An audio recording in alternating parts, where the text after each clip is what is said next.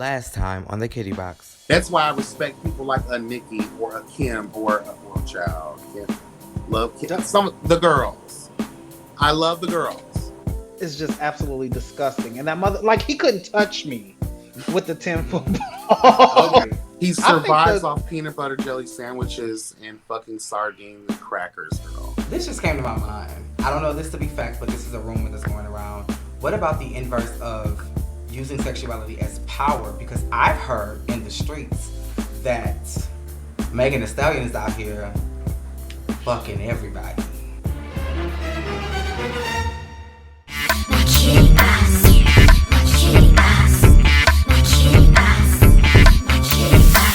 And don't believe that.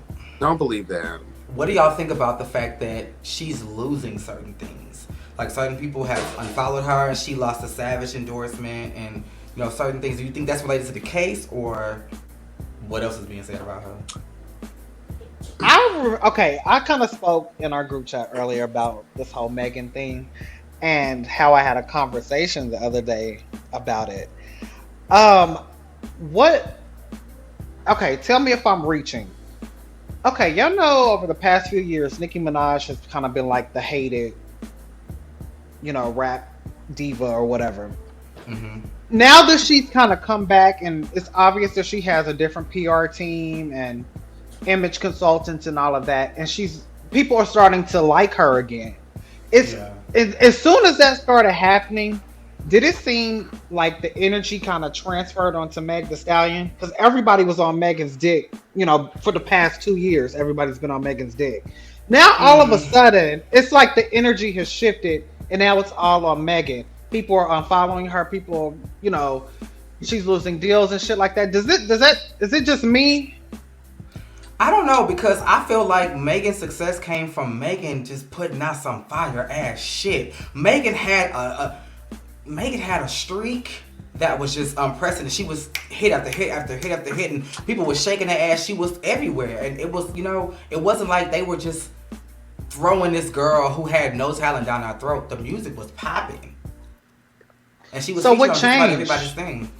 Because it seems like that's what I'm asking y'all. 2 or 3 months. When you become we just talked about it with Lotto, and I hate to say it, she may end up feeling some of this as we get down the road of her journey too.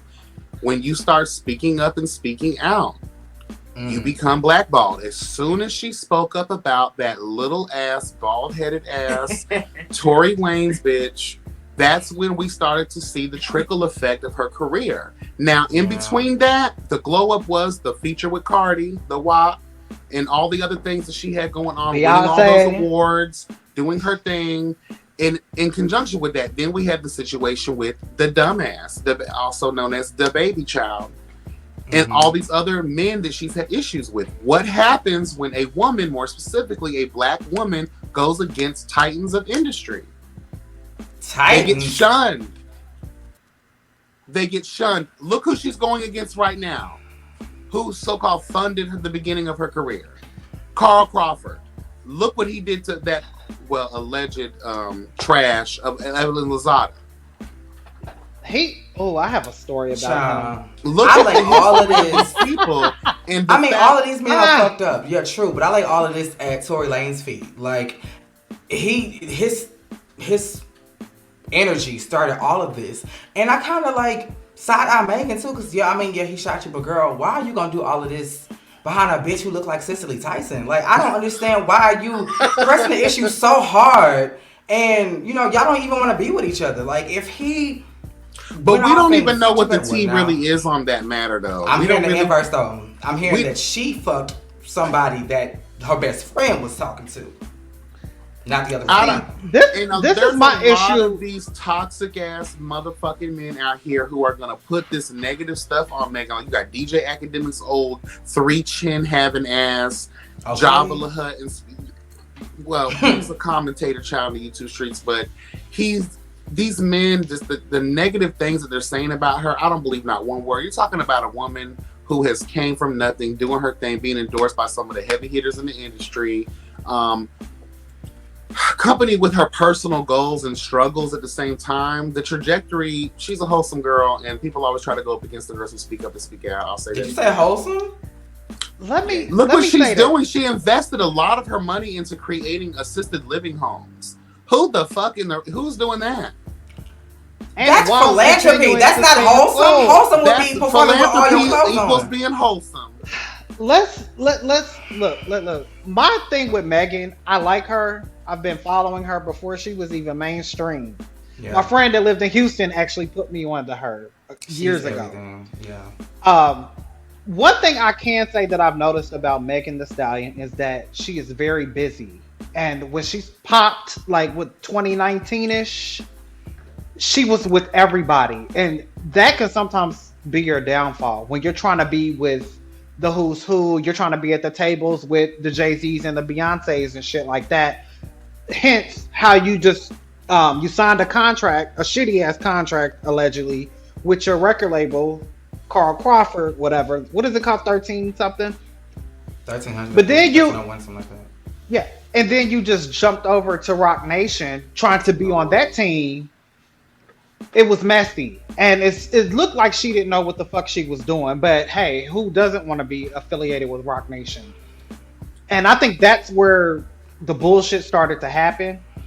And the fact that she's with Tory Lanez and you're hanging out with Kylie Jenner and like you're all over the place and you got all these people around you that don't necessarily mean you any good. This is where I think she started to kind of fuck up, and when people started to kind of be like, bitch, you doing too much. She wasn't hanging around them. She was the it girl. They wanted to hang around her. Yeah. That's what happens. You and Kylie Jenner's pool. But sometimes you just need to show your face and network. If you got the Kardashians and Jenners on your team, survey says you win. I don't know. Like, I just feel like she started to kind of, I don't want to say sell her soul, but it just seems like she was doing too much and she was trying to be around everybody. Because think about you remember, and let's go back to how she came at Nicki. Oh, I love you, blah, blah, blah, blah. And then she got the feature, and then it was dust. And then that's when all the Barbs started hating her. And even Nicki don't fuck with her because of that. That's a known fact. Well, so it was like she was moving around. Then you I heard it was the other way around, too. Well, and then she jumped on the WAP album or whatever. And I'm sure that played a factor in that as well. But I don't know why it would. Nicki came out in an interview and said, it actually was a live, and said that, like you jump on features with females, have features with females, and then you never fucking hear from them again. So that's why she's very hesitant about working with popular female rap artists and shit like that. And I feel like that's what Megan did. But I just feel when it comes to her. I love Nicki. I love Barbs. Do not rip my ass to shreds. I love Nicki. Work does not equate friendship. I respect what you do. I'm a fan of you. We do work. I don't have to call you next week, bitch. The job is done. We can remain cordial. We can keep each other's phone numbers. But what does she mean by I never hear from you again? Like, girl, only a year had passed. Like, not that much time had passed. I don't understand. That's what she said. But you know how some of the girls like Nicki and even sometimes Kim and the older girls can feel like, oh, bitch, you got to kind of bow down. Like, when I'm in your circle, I'll embrace the feature for you. They can have kind of this energy like, you have to call me. You have to revere my name. You have to exalt me and uplift me in every moment, in every aspect of life. And I think Nicki kind of gave off that energy. Like, let's be honest. Kim ain't never gave that, let's be clear. She gave it with Nicki. No, because Nicki so we not. No. I get it. Nicki started. Nicki, every motherfucking song Nicki that Nicki was doing, that bitch was shooting shots. She started it. I get it, but at the end of the day, Kim still had that demeanor when it was all said and done. Bitch, bow the fuck down. Not. It wasn't bow down, bitch. It was, hey, like, pay homage, but like, don't discredit me. And then you're in my face talking about how much you love me, but then you go directly to the studio and make a diss track about me. That's bullshit. That's not the aura of bow down to me. That's bitch pay respect. Well, I'll maybe say maybe Nikki took her working with Cardi as a diss track. You know, I don't fuck with this bitch, and you did a song with her because of an opportunity.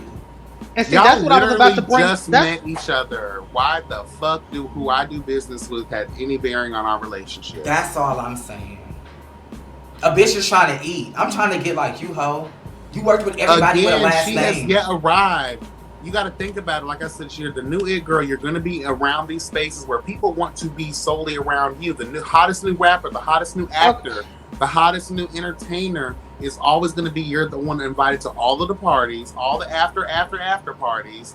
People want to be around the new person, and I think that Meg, unbeknownst to herself, got swept up in that life. And yes, it can take on a life of its own, but I don't think that it's her fault. I think she moved accordingly, but because she's being, if you look at the strategic way it's happening, like you pointed out, the energy's going on her. Now people are trying to isolate her. Once you isolate someone, they have no more resources, they have no more connections. Now they're blackballed and forgotten about. So she's trying to battle that. And I'm not going to let these men and these toxic ass white people and all these other cultural appropriators try to bring this woman down when all she's trying to do is eat, girl. Maybe let me bring this to real life. Okay, say we're doing this podcast thing, right? YB, I know you to have more enemies in these YouTube streets. Why would I have enemies? I'm a healer. You and I are friends, right? Mm-hmm. And I come to you. Oh my when God, when you ain't talking bad about Mariah.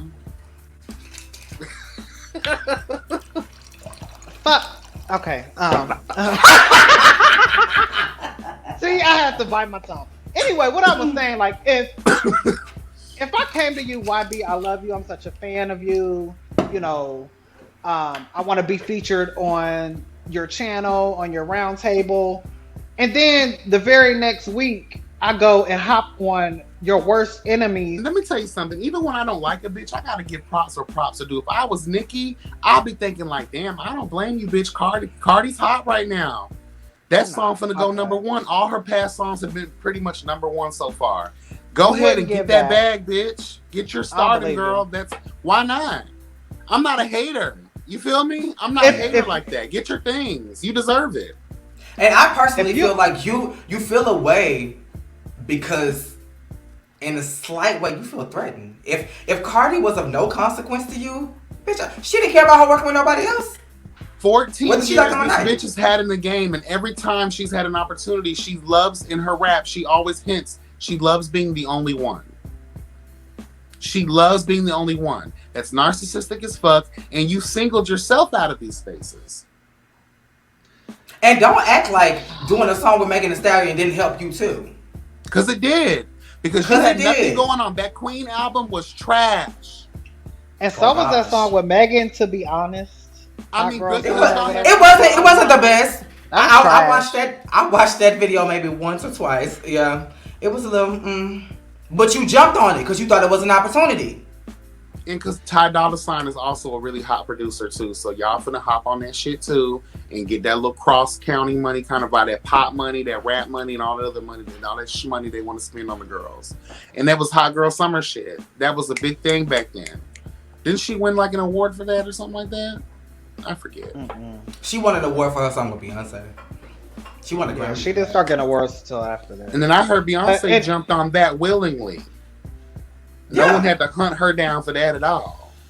Yeah. So absolutely, the girls want to be surrounded again by that girl.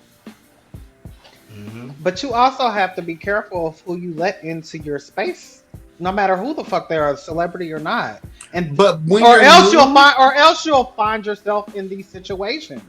Something goes wrong, and then everybody fucking turns their back on you.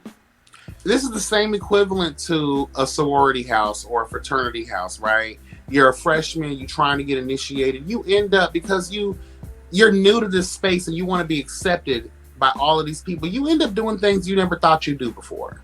Or you would allow certain things to happen to you that you normally wouldn't allow happen. A bitch disrespect you. or nigga fuck you, or a woman fuck you, or some crazy ass shit like that, you'll end up beating your ass. We've heard all the horror stories, child, that go on at these motherfucking colleges, child.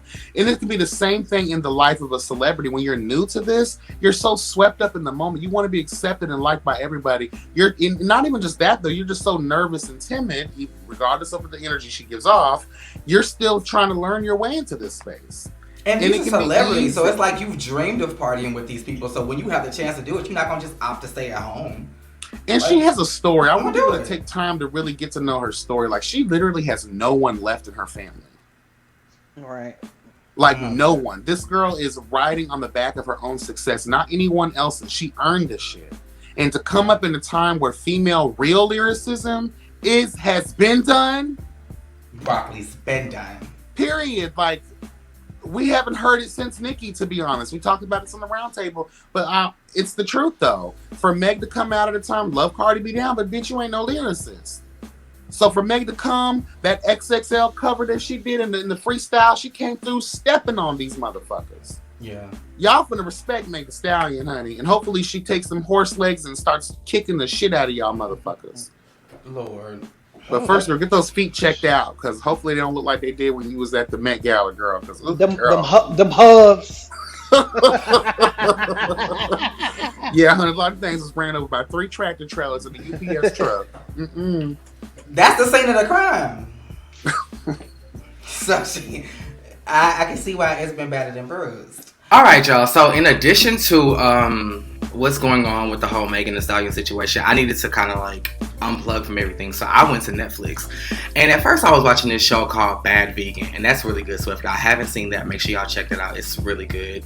But a couple of people, NYB, recommended that I watch a show called Young, Famous, and African.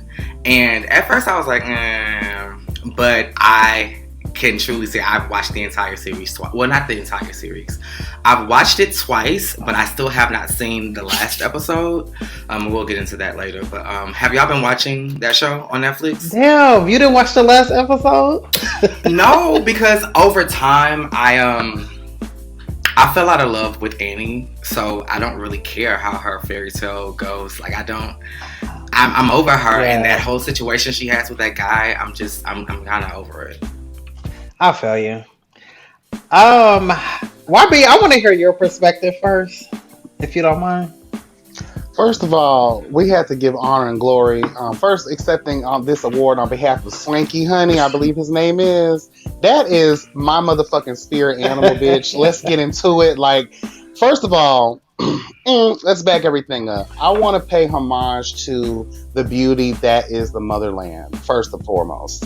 One of the things I liked that was said in this series was we wanted to show a different side of Africa.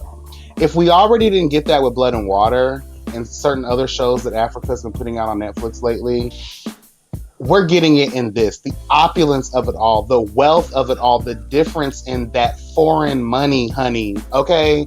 Like, remember the other show, I forgot what it was called, with the Asian people, honey. They showed out on a whole nother level with money. Now, the Africans, girl, when we're talking about elegance, we're talking about this is the epitome of fashion. Every bitch was slayed for the gods, honey. There was never a moment where I was underwhelmed. African fashion is on a whole nother level, and if anyone epitomized that, hopefully that's a word, child. If not, I just created it. Hello, God. It was Swanky, bitch. When I mean that scene where they got onto the train and he fucking threw that goddamn cape shit around, I said, yes, God, you better work, bitch. You better work. And just the comfortability he was able to move through South Africa in living in his truth and being the everlasting God/goddess that he is. Ooh, the fashions just were everything for me. You guys were talking about Annie. We needed something that was in depth. Does that make sense? And I felt like her storyline kind of carried that, along with Platinum. I love me some Platinum, child. It sucks that we didn't see a lot of him middle to end, but we know when you're booked and busy. Who? Platinum. Diamond? Diamond. Oh, that was like, wait, who? I thought his name was Platinum. It's Diamond. His name's I think his last name was Platinums. My bad. Diamond Platinums. That's his name. Okay. That's Zari's man, honey. Well, child. I just love. I don't know. My mind goes everywhere when I think about this show. I really enjoyed it. I think it really raised the bar when it comes to reality television. And these girls, other than California, we know the Real Housewives of those bitches. That's their standard for Real Housewives. But Africa has proven itself to be that girl. The motherland is full of what we wish we could do over here, girl. Yeah. Period. That kind of money, that shmoney.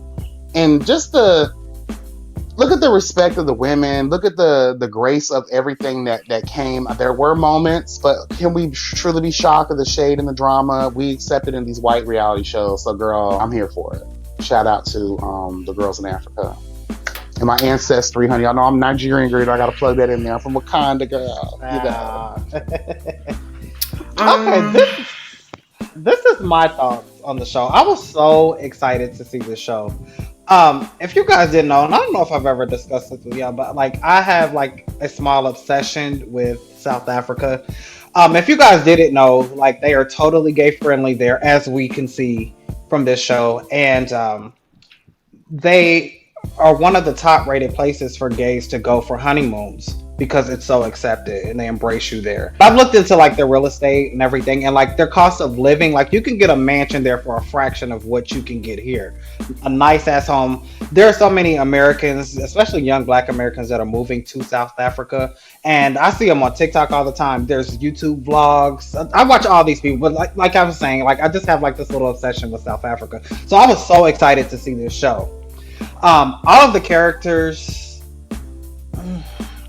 One thing I could say is I wish we could have gotten a little more into what they actually do and actually see them working. And one thing that I'm not really a fan of, it's giving me kind of like a South African love in hip hop. Really? Yes. Like the storylines and just that's what you the message. I mean, yeah. I'm not even gonna lie. That's what I wanted you to go first.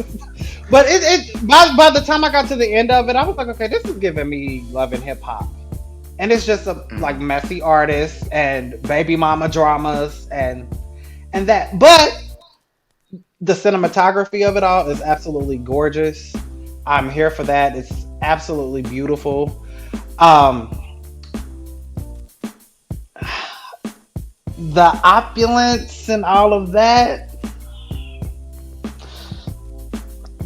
I was getting, and y'all want me to be real?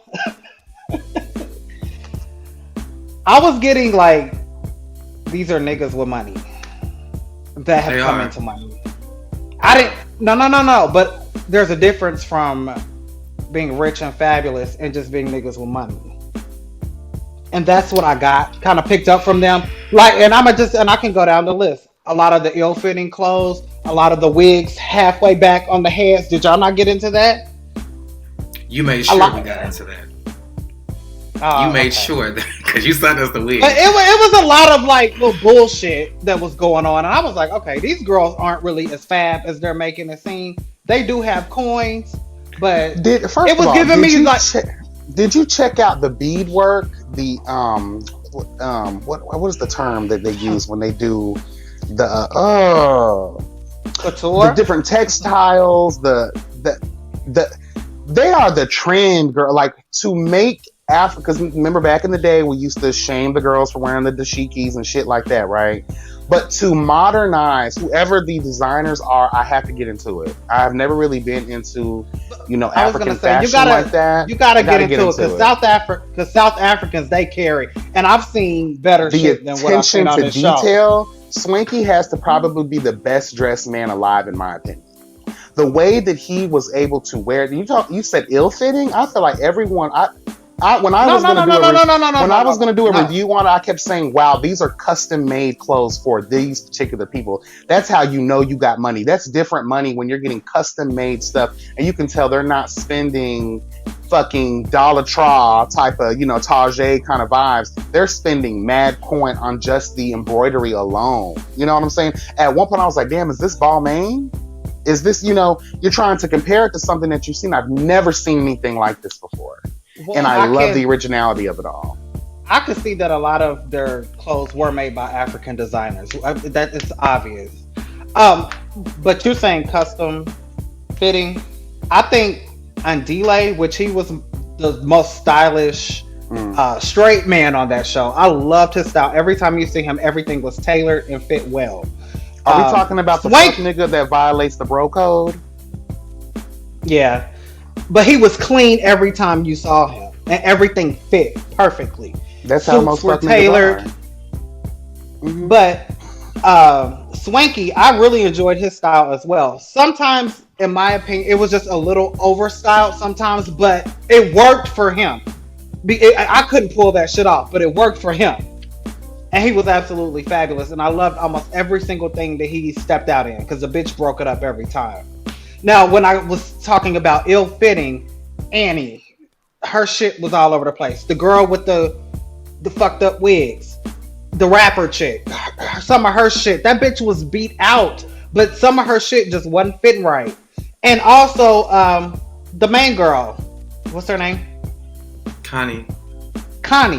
She had some shit where her. You remember when she was in this dope ass cocktail dress, and the bitch had the black hair, and it was so motherfucking small. Her titties were about to pop out. That's little shit like that I noticed, and I'm like, if that shit was done by a tailor, it wouldn't have been like that.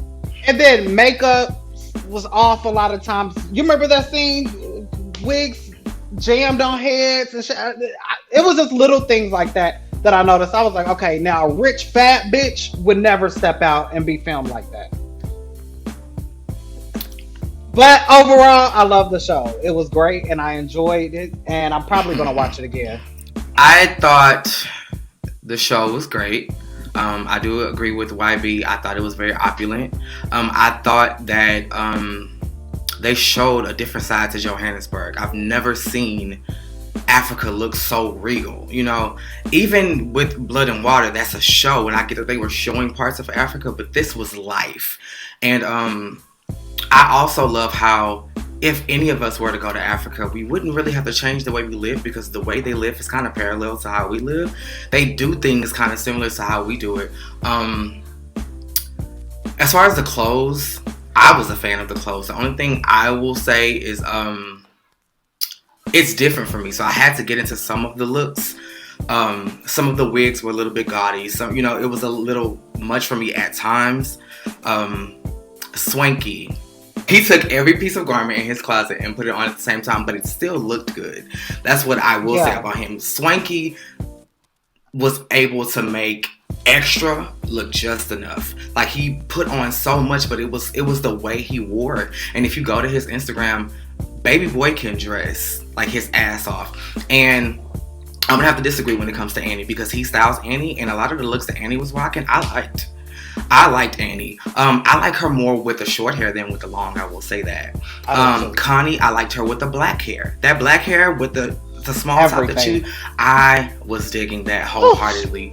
I do think that, and I saw this mostly on Connie, her face and the rest of her body are two different nationalities. And I don't like that. I don't like that she has all this money and you don't know what your shade is in makeup.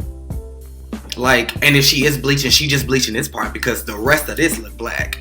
But I did like the show. The storyline did not give me Love and Hip Hop. It gave me along the lines of Housewives. These were rich bitches who were arguing over like simple shit, but it was shit that kept you like engaged. Like the whole shit with Zari and Diamond was like, what are y'all doing? I personally feel like Remy, or whatever her name is, the rap girl, I felt like she kind of fumbled the bag with Vic, because that's a fine ass man.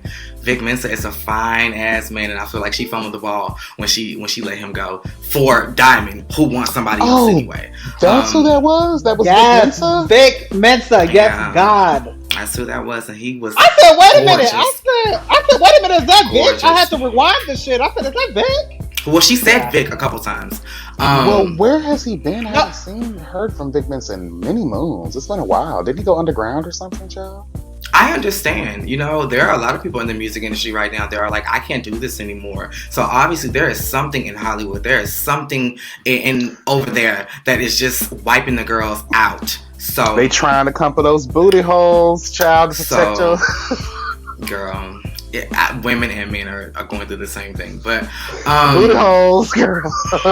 I did think that there were a couple moments that I didn't agree with, like the whole Connie with the daughter living next door. I understand that it's next door. She's 15. She needs to be home.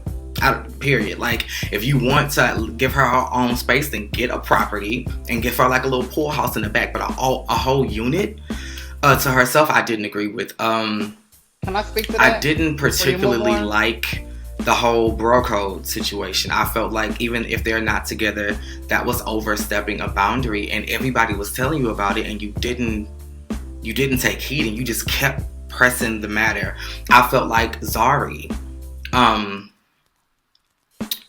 I'm not going to say what I was going to say because I want to move away from violence. Zari needed to be cussed out thoroughly and be put in check, because I don't care what the situation is.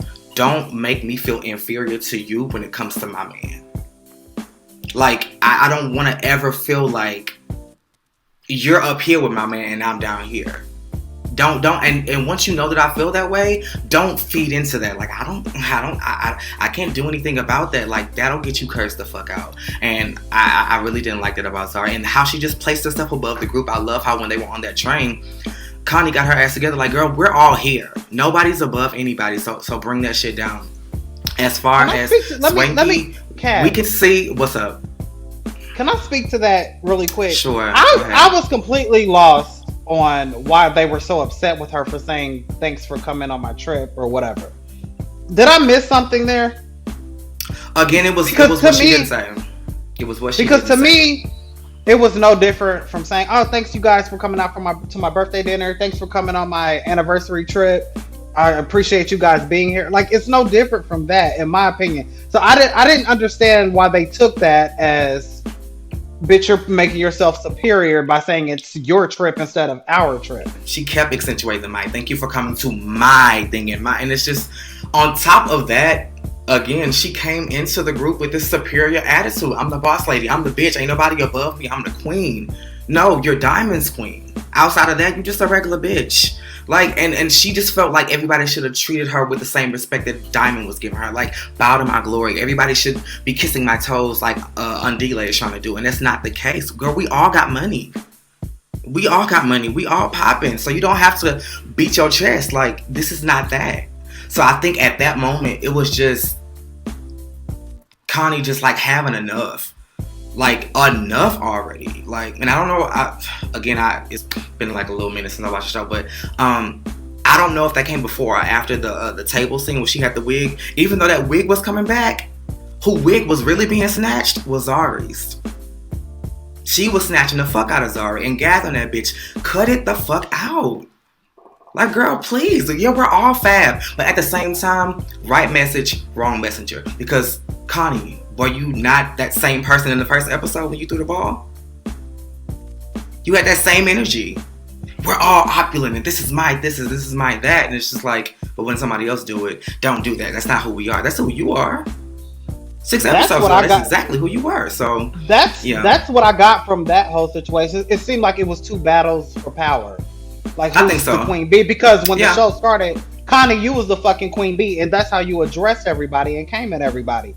Now that she's given that, you have a problem with it. Yeah. That didn't make sense to me, but whatever. Yeah. Speak to the whole, I want both of y'all's opinion on the whole Annie and Two-Face or Innocent situation. Because I personally, I said this when we first started talking about it, I loved Annie. I loved her energy. But over time, it was just like, girl, slow down. Because you are moving way too fast. You're doing way too much. Like, this is speaking to your insecurity. And even though Zari is gaslighting, you need to have better control of your facilities than to let a bitch get you out of character every time you see her.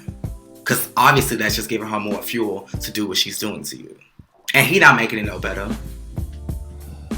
Well, one of the issues that I had with her was when you first meet people, you don't need to go into the emotional rabbit hole that is your life. And one of the things that really had me looking at Connie sideways at her dinner party, whatever it was, is when she mentioned in her confessional, Annie, you made the wrong move by spilling on your tea because now I know how to get you. I'm paraphrasing, but you know, I just was like, damn, girl, like, that's what kind of like made their relationship weird to me throughout the series, because I was like, hold on, you were just talking about how you wanted to use all this tea against this girl. Now she's your sister in Christ, girl, please. But that's the one dead giveaway about bitches that I take wholeheartedly.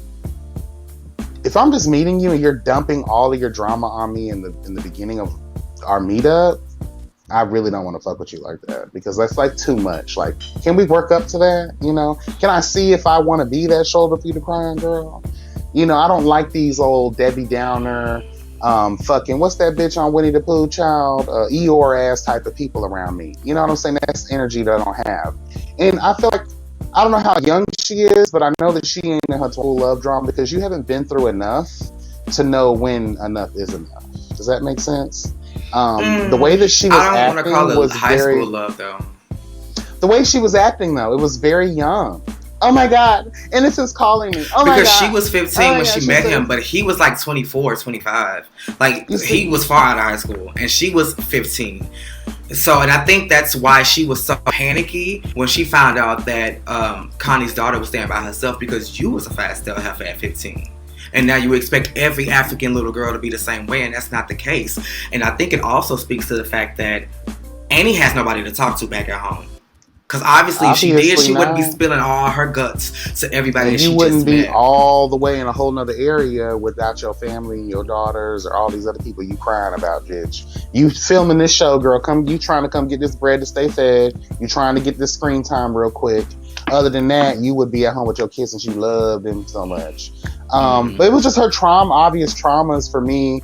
And again, going back, I know I said it earlier, but just the young shit, like when you're young and you're just with one person, or you have one experience and you're very limited in your overall, you know, experiences, it limits you from the true understanding. Knowing and understanding are two different things. And just her reactions to him, it was very childlike and it was very young love to you. And I was like, girl, well, you just went on this whole tirade about how he treated you this way and treated you that way, and then you're cheering up to another 10 years of bullshit. I'm praying, I hope they work it out, because something tells me that they will. He seemed like he was really, you know, into trying to fix what was broken in their relationship. We're not in those people's lives. We're not on their journey with them, and God only knows what they've endured and what they've been through. So I'm not going to judge them. I actually do wish them well, and I really hope that it works out. I don't think he was sincere, because I do remember when Connie had to talk to him and be like, you know, when you say whatever you're gonna say, lay it all out, you know. And he did, but at the same time, like, I don't want to hear you put up with all my shit and I thank you for it. Just don't put me through that shit. That's how you show that you appreciate me and that you love me. I understand mistakes happen and no relationship is perfect, but I don't get anything out of, and through all my bullshit you've been there, you're just pointing out how much of a fool I've been. Not that, you know, like, you're not doing anything to kind of help this situation. Jason. Well, he did kind of speak to, he was brief, but when he came to visit her and they were eating outside in that beautiful ass place, child, yes, God, honey, like I said, the opulence of it all, girl. Like, they weren't walking into hotel cafes like the girls do down to the Real Housewives. They were walking into fucking resort style ass environments, feasting down. Hello, God. Yeah. And he did mention to her, like, hey, you know, I didn't, now that I'm with the kids and I'm doing basically what you've been doing, like, I have a different understanding of what it is, that a little bit of what you were going through, and, you know, raising our kids and being, you know, a mother and all of these different things. I didn't understand how you did it. So I think that's also what kind of like means a lot, is when a person like steps in your shoes and now they're like, oh fuck, like I didn't appreciate this about you before. I didn't realize, because I think a lot of men, especially the men that work full time and there's a so-called housewife, they don't understand the complexities of being a mother, or being, you know, that thing that the children go to, or making schedules and making sure the house is handled and all the things that tie into that. So I did like that about him. He did seem like he walked a little bit in her shoes, and there's a little bit of appreciation there, and he's not going to try to take that for granted again. it seems sincere to me. I just hope that it was and it's long lasting. I hope so too, because she's madly in love with him. That is her soulmate in her eyes, and I want her to have her fairy tale ending. But I literally know of people who have been married over 20 years, and all the time, not most of the time, all the time, it's the wife that puts through 17 years, of like infidelity and just bullshit. And then when they're like settling and then, nesting and, have retired, that's when he want to get it together. And it's like, so you went through this entire marriage dealing with this shit only to say, now he's a good man. Like, girl, fuck that. Maybe I'll change with time, but right now I just don't see the investment, That there lies in, we need to be raising up a better generation of, I know men, especially toxic black men, hate the term, independent women, but we need to get them out of this whole codependency thing. Why are you with someone 30 years only to realize you didn't love them, or you weren't getting what you needed, required, and desired from? That's a wasted life. That's a wasted experience. You could have been giving that to someone who was actually worthy in that regard. Yeah. So, and the fact that his presence and just her giddiness just really took me. I was like, girl, we are way too old to be happy about a nigga who obviously wasn't shit at one point. So, you look at him. And then, Damon, you said that. Shut your ass up, bitch. She was doing a little bit too much at the when Mama got fucked down in that hotel at the party. Room, you saw the difference in her personality. I said, he must have put that sincere dick on her motherfucking pussy, bitch, because Mama's, hi everybody, how are you doing? She was like that when he called on the FaceTime though at Diamond's party. She was the same way. Her pussy got wet. Yeah, she hasn't, and I don't think it's healthy. To be truthfully honest, I don't think to be that infatuated with somebody to where they just take all of the life out of you. Like when they are around you, I don't think that's healthy. As far as Annie, I loved her the first episode. She was the one that I kind of related to the most due to her being. I guess she seemed more down to earth out of the group. However, by that second episode when Diamond had the party and she did that shit on the cell phone, that's when I started to dislike her. When she came for Boss Lady, and I can't remember her name. When she came for Boss Lady, and I said, bitch, now you're showing your fucking insecurity. And she also showed it at the party too when she was having that conversation with Andile, whom she didn't even fucking know at that point. That was her first time meeting him. You just poured it all out. So I'm like, you're showing all of your fucking insecurity. So at that point, I already knew what her character was going to give throughout the show. And when she did that shit with that cell phone, I was done with her. However, Boss Lady was fucking with her. She should have just told her then, I just worked with him. How she knew. Yeah, that's what I'm saying. And it would have been a damn deal. But the fact that she even said, how do you know my husband? They were all threatened by her when she came. All the girls, even the girl that was fucking around with Diamond or trying to fuck around with Diamond. That bitch went upstairs. That bitch was so pressed she left out and trying to figure out who this bitch was. And she was even saying how beautiful she was and all of that. So that's the thing that I don't like about Annie is she projects her insecurities off onto everybody. Even when Boss Lady had pulled her husband over to that table and they were having that conversation, which I thought that was wrong. As soon as she pulled just the husband over, I said, bitch, don't do that because the situation is between all three of you. And it's more so with Annie, not her husband. So that was already messy from the start. But as soon as she said something about her insecurity, well, she was wrong for that. You see how she projected that shit onto Boss Lady versus the motherfucker who's been fucking you over for 15 years and got 5 babies before he even gave you a child? So their whole situation, Annie and her husband, I don't see it for that. There's no way that I can ever go through that. And if there's anybody from that culture that sees the show, I understand in a lot of African cultures that and they should, even some of our elders and shit here, it's a part of a lot of their culture to stay with the men, despite other kids and shit like that. And it's not abnormal for men to have kids outside of the marriage or whatever the fuck they want to call it. So we can't fault her too much for that because that's kind of standard over there and acceptable. But overall, I don't like her. She's too insecure for me, and she's also a little fake too, because she kept trying to make it seem like it wasn't an issue with the Boss Lady. You remember Boss Lady had went out to I guess, to eating drinks with Swanky and her, and she apologized to her. And she's, oh, it's okay, it's okay, it's okay. Don't worry about it. I'm good. But then in your confessional, you're not good.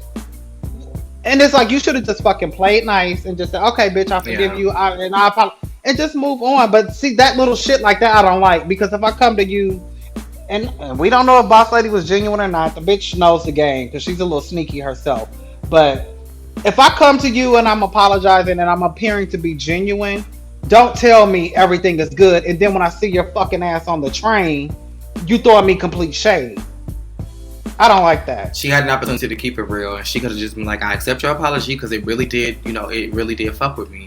But yeah, we've spoiled this entire show, but if you care, go and watch Young, Famous, and African on, I almost said on Instagram, on Netflix. It's 8 episodes. I've only watched 7, but make sure that y'all watch that and hop in the comments, let us know what y'all think. And if you haven't seen Blood and Water, my God, like, go and see Blood and Water. It's of no relation to the show, but it's also a show that depicts. It's also a show that depicts the beauty of Africa. Because a lot of times when you see Africa, you see the children with the big bellies, the flies, the huts, and that is not Africa. Just like every other country, every other continent, there are hoods, there are ghettos, there is poverty, but there is a very, very, very beautiful side to Africa, and both Blood and Water and Young, Famous, and African showcase that. So with that being said, we're gonna leave it here, and we hope that you guys have a great weekend. We love you, and we will see you next time.